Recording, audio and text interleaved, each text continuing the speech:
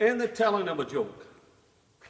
Now, this particular joke could be classed as a period piece. It's set back in the days when young European gentlemen would go to Egypt under the guise of being an explorer or possibly an archaeologist, travel across the deserts and ransack the tombs of Tutankhamun or somebody like that. And this is a story about a young gentleman who's going to set himself, or he's going to mount an expedition. How do you mount an expedition? Never mind, I digress.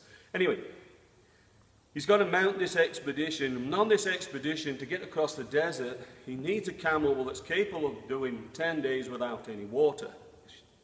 So he decides to go around the local camel markets, and he's asking the question about, are there any camels that will do 10 days without water, having restrictions upon what he can carry in his equipment and etc., what he can carry on himself and the camel. And unfortunately, everybody keeps telling him that all the camels are only 5 to 6 days. That's the most they can do without water. And he's getting to a point where he's just thinking, oh, this is getting too hard. I might have to cancel the expedition. But it comes upon this camel yard, and there's a camel herder there, and he goes, tells him that he needs a camel that will do 10 days without water. And this camel herder says, look, I'm sorry, sir, but all our camels only 5 to 6 days.